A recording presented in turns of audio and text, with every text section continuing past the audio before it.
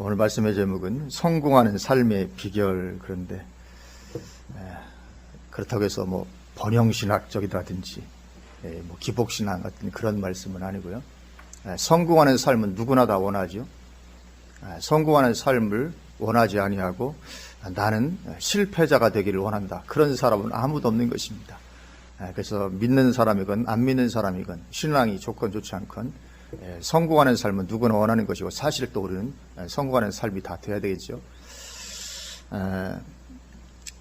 물론 소위 말해서 출세하는 게 성공하는 삶은 아니죠. 출세한다, 출세하는 그 자체가 성공하는 삶은 아닙니다. 왜냐하면 남들 보기에는 출세해서 성공한 것 같아도 본인은 힘들 수도 있고 마음이 괴롭고 허무할 수도 있고, 그래서 심지어는 자살까지도 생각해보고 한다면 그 삶은 성공한 삶은 아닌 거죠.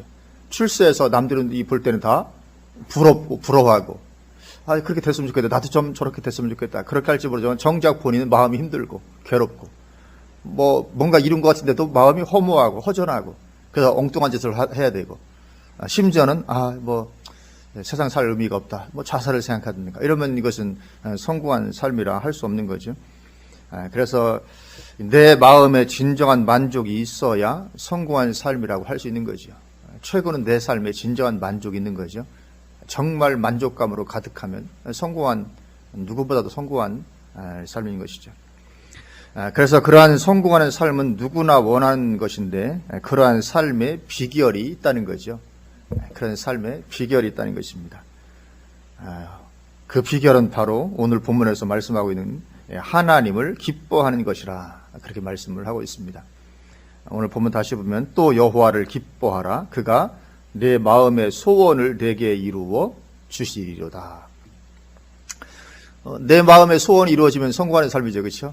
내 마음의 소원이 이루어질 수 있다면, 이 누구나 원하는 것이 마음의 소원이 이루어지는 것입니다. 내 마음에 어떤 소원이 있는 것, 이루어지는 것 누구나 원하죠. 마음의 소원이 이루어지는 것. 그래서 이 마음의 소원이 이루어진다면 성공하는 것인데, 그 비결이 있다는 거죠. 그 비결이 뭐냐면 하나님을 기뻐하는 것이다, 그렇게 말씀을 하고 있습니다. 그래서 우리가 하나님을 기뻐하면, 이 하나님의 말씀은 거짓말하지 않습니다. 하나님의 말씀은 진리입니다. 그래서 만약에 하나님의 말씀이 거짓말이다 그러면 우리는 하나님을 상대로 해서 소송을 제기할 수도 있을 것입니다. 그러나 하나님의 말씀은 절대로 거짓말하지 아니하고 진리이기 때문에 하나님을 기뻐하면 반드시 마음의 소원이 이루어져야 됩니다. 그렇지 않으면 하나님이 거짓말하시는 거니까요. 그래서 우리는 다 성공할 수 있는 줄로 믿습니다. 마음의 소원도 이룰 수 있는 줄로 믿습니다. 어떻게 하면요? 하나님을 기뻐하면 그렇게 될 줄로 믿습니다. 그리고 하나님을 기뻐한다는 것은, 도대체 하나님을 기뻐한다는 게 뭔가? 하나님을 기뻐한다는 것, 그것은 하나님으로 인해서 내 마음에 기쁨이 충만한 것을 말하는 것입니다. 내 마음을 늘 기쁜 것입니다. 하나님 때문에, 하나님으로 인해서.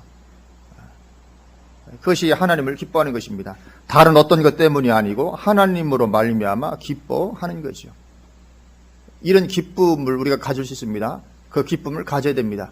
그럴 때 하나님 우리의 마음의 소원을 이루어 줍니다. 내 안에 기쁨이 넘치는 거죠, 가득하게. 누구 때문에요? 하나님 때문에. 내가 구원받은 하나님의 자녀고, 하나님께서 모든 걸 행하실 것이고, 모든 선을 나에게 베푸시는 분이시고, 나는 구원받았고 하나님의 천국을 소유하게 되었고, 어떤 하나님 때문에 기뻐하는 것입니다. 늘 기뻐한 거죠.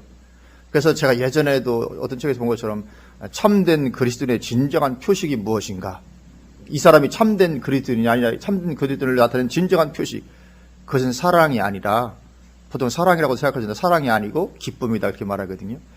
이 사람이 정말 참된 그리스도인지 아닌지, 이 사람이 늘 기뻐하며 사는가 아닌가, 그걸 보면 알 수 있다. 그건 항상 기뻐하는 삶은 그리스도인이 아니면 가능하지 않거든요. 오직 그리스도인만 할 수 있습니다. 그래서 어떤 사람이 늘 기쁨 가운데 있다면 그 사람은 크리스천일 거라 이거죠, 진정한. 그래서 그렇게 내 안에 기쁨이 충만하고, 그리고 마음의 소원도 이루어지면 이 성공한 삶이죠. 마음이 늘 기쁘고 마음의 소원도 이루어졌다, 그러면 성공한 삶인 것입니다. 그것이 성공한 삶이지, 그것보다 더 성공한 삶은 없는 것입니다. 단순히 집이 높고 돈 많고 출세하는 그 자체가 성공이 아닌 것이죠.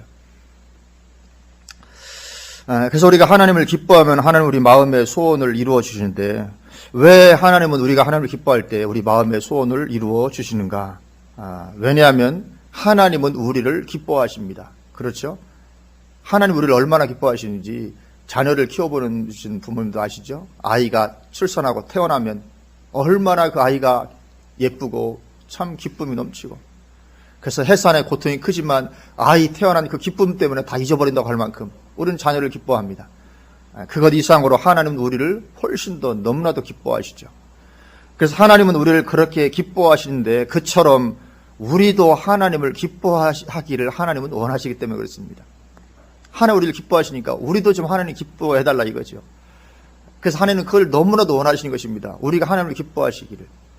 하나님은 우리를 기뻐하시는데 우리는 하나님을 안 기뻐한다, 이러면 안 되는 거죠.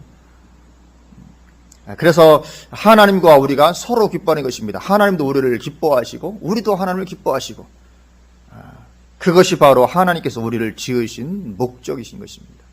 우리를 왜 지으셨겠어요? 그것 때문에 지으신 것이거든요. 서로 기뻐하고 서로 만족하고. 그래서 에덴 동산에서는 그것이 완벽하게 이루어졌었죠. 에덴 동산에서 하나님은 아담과 하와로 인해 기뻐하셨습니다. 그리고 아담과 하와도 하나님 안에서 늘 기쁨이 가득했죠. 그게 에덴 동산입니다. 에덴 동산은 기쁨과 즐거움으로 가득한 곳입니다. 누구 때문에요? 하나님 때문에. 그래서 에덴 동산의 회복인 천연왕국에서도 당연히 하나님과 우리의 기쁨이 완벽하게 회복되게 됩니다. 에덴 동산의 회복이니까 천연왕국에서는 완벽하게 하나님의 기쁨과 우리의 기쁨이 완벽하게 회복이 되게 됩니다. 그래서 이사야 65장 17절에서 19절을 보면 천연왕국에서의 그 모습이 그려져 있습니다. 이사야 65장 17절부터 보면 이렇게 말씀하고 있습니다. 보라, 내가 새 하늘과 새 땅을 창조하나니 이전 것은 기억되거나 마음에 생각나지 아니할 것이라. 너희는 내가 창조한 것으로 말미암아 영원히 기뻐하며 즐거워할지니라. 어떻게 해요? 영원히. 천연왕국 들어가면 영원히 기뻐하며 즐거워하게 되는 것이 천연왕국입니다. 영원히 기뻐하며 즐거워할지니라. 보라, 내가 예루살렘을 즐거운 성으로 창조하며 그 백성을 기쁨으로 삼고, 내가 예루살렘을 즐거워하며 나의 백성을 기뻐하리니. 그래서 천연왕국에 가서는 하나님도 우리를 온전히 기뻐하시고, 에덴 동산에 아담과 하와를 기뻐하셨던 것처럼 기뻐하시고 우리에게도 영원한 기쁨과 즐거움이 주어지게 됩니다. 이 천연왕국이죠. 하나님의 기쁨과 우리의 기쁨이 완벽하게 회복되는 것이 천연왕국입니다.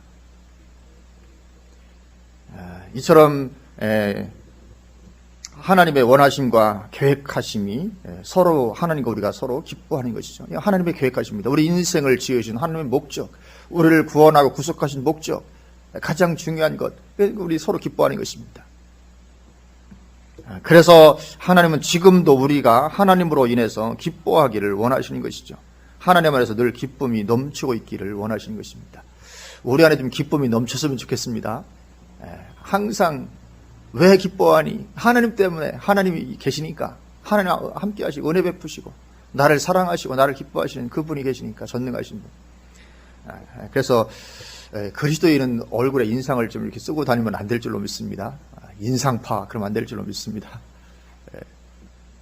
왜냐하면 하나님은 우리가 기뻐하기를 원하십니다. 우리도 집에서 자녀가 인상 쓰고 이렇게 있으면 때로는 부모가 화가 나잖아요. 그렇지 않습니까? 저도 우리 애들이 집에서 인상 쓰게 되면 제가 괜히 화가 날 때가 있어요. 물론 이렇게 화를 표출은 안 하겠지만. 그러나 자녀가 집에서 늘 기뻐하고 즐거워하면 부모는 같이 덩달아 기쁘고 즐겁고 그렇죠. 그처럼 하나님은 우리가 기뻐하기를 원하십니다. 하나님의 자녀들이 기쁨 가운데 있기를 원하십니다. 그래서 데살로니가 전서 5장 10절 18절 너무나도 유명한 말씀이죠. 항상 뭐라고요? 기뻐하라. 쉬지 말고 기도하라. 범사에 감사하라. 이것이 그리스도 예수 안에서 너희를 향하신 하나님의 뜻이니라. 하나님의 뜻이라고 말씀합니다. 뭐가요? 항상 기뻐하는 것. 그리고 쉬지 말고 기도하는 것. 범사에 감사하는 것. 이것이 그리스도 예수 안에서 너희를 향하신 하나님의 뜻이라. 그래서 하나님의 뜻이기 때문에 여기 쉬지 말고 기도라고 말씀하고 계십니다. 그래서 우리는 쉬지 말고 기도하는 것이 중요합니다. 우리는 항상 기도 가운데 살아야 될 줄로 믿습니다. 쉬지 말고 기도하는 것입니다.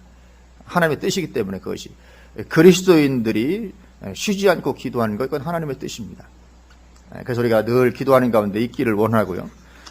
그러나 그것보다 더 우선되는 것인데 그것이 뭐냐면 항상 기뻐하는 것이라고 말씀하고 있습니다. 우리가 쉬지 않고 기도해야 되지만 그것보다 더 우선되는 게 뭐냐면 항상 기뻐하는 것입니다. 그러니까 이걸 말을 바꿔서 쉬지 말고 기도를 먼저 하면 쉬지 말고 기도하라, 항상 기뻐하라. 이렇게 되면 우리가 기도한 결과로 기뻐하는 것이 되잖아요. 그렇죠? 기도할 결과로 기뻐하는 것인데 그렇지 않다는 것이죠. 기도에 관계없이, 기도의 결과에 관계없이 우선 먼저 기뻐하라는 것입니다. 하나님으로 말미암아. 그게 더 우선이라는 것이죠. 이것은 당연한 것입니다. 왜냐하면 하나님을 기뻐함이 없이 인상 쓰면서 하루 종일 기도한들 하나님을 기쁘시게 할 리가 없는 거죠. 하루 종일 기도하고 금식하고 늘 기도하는데 얼굴에 인상을 확 쓰고서 막 이렇게 왜 안 주시냐고 뭐 이렇게 기도하면 하나님을 기쁘시게 할 리가 없는 것이죠. 그래서 더욱더 내 유고를 관철시키기 위해서 그렇게 기도하는 것보다 더욱더 우선되는 게 뭐냐면 하나님을 기뻐하는 것입니다. 정말 이 가운데 들어가야 될 줄로 믿습니다. 그래서 하나님을 기뻐하시는 것이 하나님께서 그렇게 원하시는 것이고 우리를 향한 목적이시기 때문에 그러면 소원도 이루어 주시겠다고 말씀하는 거죠. 하나님을 기뻐하라. 그러면 내 마음의 소원을 내게 이루어 주시리라. 그렇게 말씀을 하고 있습니다. 그만큼 하나님께서는 우리의 기뻐함을 기뻐하시는 것이죠. 그래서 기도할 때 말을 많이 해야만 응답 주시는 게 아니라고 하시는 것도 비슷한 맥락입니다. 우리가 기도할 때 말을 많이 해야 응답 주시는 게 아니라고 성경이 말씀하죠. 마태복음 6장 7절에서 8절에 또 기도할 때에 이방인과 같이 중언부언하지 말라. 그들은 말을 많이 하여야 들으실 줄 생각하느니라. 그러므로 그들을 본받지 말라. 구하기 전에 너희에게 있어야 할 것을 하나님 너희 아버지께서 아시느니라. 아멘. 하나님 이미 다 알고 계시다는 거죠. 우리가 말을 많이 해야 응답되는 것이 아니라고 말씀합니다. 말을 많이 하면서 기도하지 않아도 다 아시고 주신다는 거죠. 어떻게 하면요? 하나님의 나라와 의를 구하면, 하나님의 나라와 의를 구하는 가운데 있으면 말을 많이 해서 기도하지 않아도 응답이 된다는 것입니다. 그래서 33절에 말씀하시기를 그런즉 너희는 먼저 그의 나라와 그의 의를 구하라. 그리하면 이 모든 것을 너희에게 더하시리라. 그렇게 말씀합니다. 그래서 우리가 하나님께 응답을 많이 받기 위해서는 꼭 말을 많이 해서 기도해야만 응답받는 게 아닙니다. 그죠? 어떤 조건 가운데 들어가면 응답이 주어지는 것입니다. 하나님 나라의 일을 구하면 응답이 부어지는 것이죠. 그래서 하나님을 위해서 항상 기뻐하는 가운데 있으면 기도를 그렇게 많이 하지 않아도 응답은 더욱 잘 되는 거죠. 불철주야 기도하는 것보다 더 응답 잘 받는 게 뭐냐면 하나님을 기뻐하는 가운데 있는 것입니다. 하나님을 기뻐하는 가운데 없으면서 인상 쓰고 있으면서 불철주야 기도해도 응답이 참 잘 안 되는 것이죠. 그러나 하나님을 기뻐하는 가운데 있으면 응답이 얼마나 잘 되는 것인지 모릅니다. 그렇게 말을 많이 해서 기도하지 않아도 주님 이루어 주시는 것입니다. 왜냐하면 오늘 이런 마음의 소원을 이루어 주신다는 이 약속의 말씀이 있기 때문에 그렇습니다. 잠언 8장 17절 말씀처럼 하나님을 사랑하는 자가 하나님의 사랑을 입는 법이죠. 그렇죠? 나를 사랑하는 자가 나의 사랑을 입으며 하나님을 사랑하는 자가 하나님의 사랑을 입고 하나님을 기뻐하는 자가 하나님의 기뻐하심과 응답을 마음의 소원 이루어 주심을 누리게 되는 것입니다. 그리고 우리가 그렇게 하나님 안에서 기뻐하는 가운데 있으면 이제 하나님을 위해서 무언가 하고 싶은 것들이 생겨납니다. 그렇죠? 내가 하나님을 기뻐하면 이제 뭔가 좀 하나님 위해서 뭐 하고 싶은 마음이 생깁니다. 뭔가를 좀 하고 싶은 마음이. 그리고 그것은 대부분 하나님의 인도하시는 뜻이 됩니다. 그래서 하나님의 인도하심을 받는 방법이 그렇게 어려운 게 아닙니다. 우리는 하나님의 인도하심 받는 걸 굉장히 어렵게 생각하는 분들이 있을 텐데 하나님의 인도하심 받는 것이 그렇게 어려운 것이 아닙니다. 제 삶을 위한 하나님의 뜻, 제 삶을 위한 하나님의 길이 어디에 있나요? 이 질문은 잘못된 질문이라고 제가 전에도 말씀드렸죠. 이건 잘못된 질문입니다. 제 삶을 위한 하나님의 뜻, 하나님의 길은 어디에 있습니까? 그렇게 잘못된 질문을 하면서 시간 보내지 않기를 주님의 이름으로 축원을 드립니다. 성경에서 그런 식으로 삶을 인도함 받은 사람 아무도 없습니다.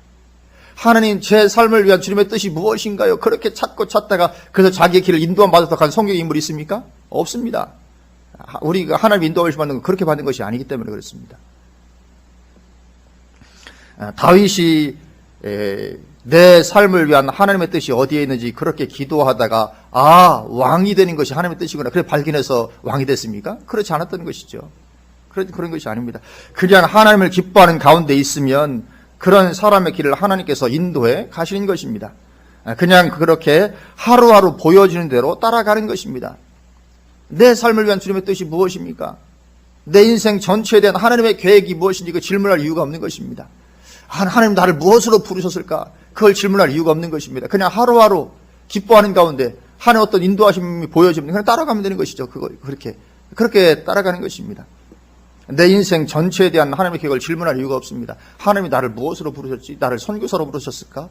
아니 뭘로 부르셨을까? 그걸 그 뜻이 무엇인지 기도할 이유가 없는 것이죠. 그냥 하루하루 기뻐하는 가운데 있다가 뭔가 하나님 인도하심이 그날 보여지면 그냥 그날 따라가면 되는 것이죠. 그래서 아브라함도 그런 질문을 하지 않았습니다. 아브라함도 내 인생에 대한 하나님의 뜻이 무엇이 그렇게 질문하다가 인도함 받은 것이 아니고 그냥 어느 날 갑자기 본토 친척 아비집을 떠나라 그런 말씀을 듣고 그냥 그 인도하심에 비록 갈 바를 알지 못했지만 그러니까 이 아브라함은 자기 비전이 뭔지도 몰랐어요. 그냥 갈 바를 알지 못했다고 그냥 가라니까 예 알겠으면 그냥 가기는 가는데 지금 내가 왜 가는지 몰라요. 무슨 일을 어떤 명확한 어떤 비전을 붙잡고 간 것은 아니었다는 거죠. 그냥 갈 바를 알지 못하고 갔다고 돼 있거든요. 성경에. 그냥 그날의 인도하심, 하루하루 인도하심을 따라서 반응하고 그냥 나아갔던 것이죠. 그래서 내 인생 전체를 위한 하나님의 계획을 물을 필요가 없는 것입니다. 사도 바울도 마찬가지죠. 사도 바울도 안디옥에서 하나님을 기뻐하며 사는 가운데 어느 날 바나바와 사울을 따로 세워 보내라 그런 인도하심에 그냥 따라갔던 거지요. 그럼 어느 날 사도 바울이 내가 이제 선교사가 돼야지. 그래서 여기 계획대로 준비하고 뭐하고 이렇게 해가지고 이렇게 해서 나간 것이 아니고 그냥 섬기는데 어느 날 갑자기 하나님 말씀하신 것입니다. 바나바와 바울을 따로 불러 세우라. 그러니까 그냥 하나님께서 하시는 거다. 그냥 안 써도 그냥 보내고 그냥 가는 것이죠. 이렇게. 그래서 내 인생을 위한 하나님의 뜻이 선교사인가요? 뭐 이렇게 물을 이유가 전혀 없는 것이죠. 그냥 가라 하면 가고 서라 하면 서는 것입니다. 중요한 것은 한 가지입니다. 늘 하나님 안에서 기뻐하며 사는 가운데 있는 거죠. 늘 기뻐하는 거 하나님 안에서. 그러면 하나님은 우리의 삶을 인도해 가십니다. 물론 인생 전체에 대한 계획을 다 보여주지는 않을 것입니다. 인도에 가시면서 가다 보면 뭔가 하나님께서 계획하신 대로 그 삶이 이루어지는 것이죠. 이건 출애굽할 이스라엘 백성들에게도 마찬가지였습니다. 어떻게 합니까? 그냥 구름 떠오르면 가고 안 떠오르면 멈추는 것이죠. 그런 것입니다. 그냥 하루하루 그날 오늘 구름 떠오르면 출발하는 것이고 안 떠오르면 그냥 장구를 치는 것이고 밤에도 떠오르면 밤에도 가는 것입니다. 이스라엘 백성들이 출애굽해가지고 처음에 낮에만 걸었을까요? 밤에도 걸었을까요? 출애굽해가지고 첫 사흘 동안은 밤낮 걸었다고 성경에 기록되고 있습니다. 밤이나 낮이나 하나님께서 밤에도 그냥 불로 환히 밝혀가지고 불기둥으로 환히 밝혀주시고 그래서 또 구름이 앞서가면서 이스라엘 백성들이 갈 수밖에 없도록 3일 밤낮을 계속 걸어서 그 홍해의 그 끝에 뭐죠? 에션 개별인가요? 그 근처까지 갔잖아요. 그 에담 광야 있는 데까지. 그냥 하나님이 그냥 인도하시면 밤에도 가는 것입니다. 사흘 밤낮을 어떻게 걸어야 이 거짓말이지. 피곤해서 어떻게 사흘 밤낮을 그것도 광야인데 어떻게 했겠냐. 대단히 인본적인 생각입니다. 왜냐하면 그 시절은 기적의 시기입니다. 기적의 시기. 홍해를 가르고. 어떤 기적의 시기. 그리고 이스라엘 백성들이 40년 동안 신발을 바꾸시지 않았는데도 신발이 닳지 않았다고 되어 있거든요. 빨래를 했습니까? 40년 동안 빨래를 한 번도 안 했는데 옷에 때가 하나도 안 탔다는 거 아닙니까? 40년 동안. 기적의 시기입니다. 신발도 40년을 걸어 다녔는데 하나도 안 닳았어요. 왜냐하면 하나님의 기적이 함께 했기 때문에 그렇죠. 그래서 사흘 밤낮 어떻게 걸었냐? 하나님의 기적이 함께 하니까 사흘을 걸어도 왜 이렇게 힘이 나네? 더 걷고 싶네? 이런 거죠. 그래서 이스라엘 백성들에게도 그냥 그날의 인도하심을 따라 사는 것입니다. 그렇게 하루하루 사노라면 내 인생에 대한 하나님의 계획은 이루어지는 것입니다. 내가 미리부터 알아서 내 인생을 어떻게 쓰십니까? 하나님, 제 인생에 대한 뜻 좀 가르쳐 주세요. 뭡니까? 선교사입니까? 그래서 이렇게 할 이유가 없이 그냥 기뻐하는 건데 하루하루 살면 될 줄로 믿습니다. 왜냐하면 성경에서 그렇게 인도함 받은 내 인생 전체에 대해서 뜻이 무엇인지 기도하고 그래서 인도함 받은 간 사람이 한 명도 없기 때문에 그렇습니다. 그러니까 내 인생의 비전은 무엇이다 떠버릴 이유가 없는 것입니다. 내 인생의 비전은 뭡니다. 그렇게 말하는 분들 있잖아요. 그런 이유가 전혀 없는 것입니다. 내 인생의 비전이 뭔지, 그냥 하나님을 기뻐하면서 하는 하루하루를 보내면서 하나님의 인도하심, 내 마음의 소원 주어지면 그것을 따라 행하면 되는 것입니다. 그래서 인생의 비전을 거창하게 얘기하지만 그대로 거창한 삶을 사는 사람 제가 거의 보지를 못했습니다. 아마 잘 둘러보면 마찬가지일 것입니다. 인생의 비전을 거창하게 얘기하는 사람, 그러나 그 비전을 이룬 삶을 살고 있던가요? 거의 그런 사람을 보지 못합니다. 그렇게 되는 것이 아니기 때문에 그렇습니다. 중요한 것은 거창한 비전 갖는 것이 아니라 하루하루가 중요한 것입니다. 하루하루 어떻게 사느냐, 이게 중요한 거지. 거창한 비전 갖고 뜬구름 잡는 삶을 살면서 하루하루 삶을 보면 전혀 하나님과 동행하는 삶을 살지 않고 있는 이런 사람 많이 있거든요. 사실은 꿈은 거창하게 얘기하는데 하루하루 삶을 보면 거의 부시자고 비슷한 삶을 살고 있는, 하나님 없이 그냥 이렇게 사는 거, 그러면 안 되는 거죠. 중요한 것은 하루하루입니다. 하루하루 하나님을 기뻐하면서 사는 것이죠. 하나님 안에서 늘 그 기쁨을 유지하는 것입니다. 이것이 가장 중요합니다. 매일매일 하나님 안에서 그 기쁨을 유지하고 사는 것입니다. 그런 사람에게 하나님의 인도하심은 주어지는 것이고, 하나님의 인도하심은 그렇게 주어지는 것입니다. 빌립보서 2장 13절도 말씀하십니다. 빌립보서 2장 13절에 너희 안에서 행하시는 이는 하나님이시니 자기의 기쁘신 뜻을 위하여 너희에게 소원을 두고 행하게 하시나니, 그렇게 말씀하십니다. 하나님이 우리에게 소원을 두고 행하게 하신다고 말씀합니다. 그러니까 내가 스스로 가진 소원이 아니고 하나님이 내 안에 소원을 두십니다. 하나님 내 안에 소원을 두시고 행하게 하신다고 말씀하십니다. 이게 뭐냐면 하나님의 인도하심이죠. 하나님이 우리에게 소원을 두고 행하게 하시는 거, 그게 뭐냐면 그게 인도하심입니다. 하나님 인도하심. 그래서 거기 보면 하나님께서 자기의 기쁘신 뜻을 위하여 우리에게 소원을 두고 행하게 하신다. 그리고 우리에게 하나님께 주신 소원이 뭐냐면 하나님의 기쁘신 뜻입니다. 내 인생을 향한, 다른 말로 하면 내 인생을 향한 하나님의 뜻, 하나님의 뜻이죠. 하나님의 뜻을 위하여 우리에게 소원을 두고 행하게 하십니다. 이게 하나님의 인도하심이죠. 그래서 내가 하나님 안에서 기뻐하는 가운데 있으면 하나님을 위해서 무엇인가를 하고 싶은 어떤 욕구가 생겨나서 떠나지 않는 것입니다. 그게 바로 하나님이 주시는 소원입니다. 이게 진짜입니다. 이게 정말 가장 확실한 하나님의 인도하심이죠. 늘 하나님을 기뻐하시는 삶 가운데 살면서 뭔가 이제 내 마음에 어떤 소원과 욕구가 생겨납니다. 하나님을 위해서 뭔가를 하고 싶은, 이게 말하자면 하나님께서 자기의 기쁜 뜻을 위하여 우리에게 소원을 두고 행하게 하신 그런 것일 가능성이 대단히 높은 것입니다. 그리고 대부분의 경우 하나님의 뜻과 하나님의 인도하심은 그렇게 오는 것입니다. 대부분의 경우 하나님의 뜻과 인도하심은 그렇게 옵니다. 그렇다면 가장 중요한 것이 무엇이겠습니까? 하나님을 기뻐하는 가운데 있는 것이죠. 늘 하나님을 기뻐하는 가운데 있는 것입니다. 하나님 안에서 늘 기쁨 가운데 있는 거죠. 그것이 가장 중요한 것입니다. 그러면 내 마음의 소원을 내게 이루어 주시리로다. 그렇게 말씀을 하고 있습니다. 하나님의 기쁨 우리 가운데 가득하기를 원합니다. 정말 늘 그런 기쁨 가운데 얼마나 좋겠습니까? 그래서 그렇게 늘 하나님을 기뻐하는 가운데 있는 것이 가장 중요한 그런 것인데, 그렇게 하려면 중요한 한 가지가 있습니다. 우리가 그렇게 늘 기쁨을 유지하는 가운데 있으려면 중요한 한 가지가 뭐냐면 상황과, 내가 처한 상황과 환경을 바라보지 않기로 작정해야 합니다. 상황과 환경을 바라보지 않기로 작정해야 됩니다. 오직 하나님만 바라보기로 작정해야 늘 기쁨을 유지하는 것이 가능합니다. 상황과 환경 바라보면 마치 무리를 걸었던 베드로가 상황과 환경 바라보니까 금방 빠져들어가잖아요. 물속으로. 사실 베드로도 처음에는 무리를 걸었었거든요. 그런데 상황과 환경 바라보니까 즉시로 빠져들어가는 것처럼 상황과 환경 바라보면 그 즉시로 우리의 기쁨은 도망가 버립니다. 그래서 이 내 안의 기쁨을 계속 유지하기를 원하면 상황과 환경을 바라보지 않기로 작정해야 됩니다. 오직 하나님만 바라보면, 왜냐하면 하나님은 이 상황과 환경을 능히 컨트롤할 능력이 하나님께 있기 때문에 작정해야 됩니다. 상황과 환경을 바라보지 않기로. 그래서 그렇게 하지 않고 환경을 바라보면 하나님 안에서 기뻐하는 것이 되지 않고 기쁨은 사라지고 대신 염려와 불신앙이 들어와서 나를 장악해 버리는 것입니다. 그러나 이 상황과 환경이라는 것은 하나님을 기뻐하는 가운데 있다 보면 점차 해결되게 되는 것인 줄로 믿습니다. 그렇습니다. 왜냐하면 하나님을 기뻐하는 가운데 있으면 내 마음의 소원을 내게 이루어 주시리라 말씀하기 때문에 이 상황과 환경은 반드시 내가 하나님을 기뻐하는 가운데 있으면 점차적으로 해결이 되게 되는 것입니다. 내가 그것을 위해서 많이 기도하지 않을지라도 하나님을 기뻐하는 가운데 있으면 상황과 환경은 반드시 해결이 되게 되는 것이죠. 그래서 예를 들어서 나를 힘들게 하는 환경이 여러 가지가 있을 수 있지만, 예를 들어서 어떤 사람이 나를 힘들게 하는 환경이라면, 어떤 사람이 그 때문에 내가 힘들다면,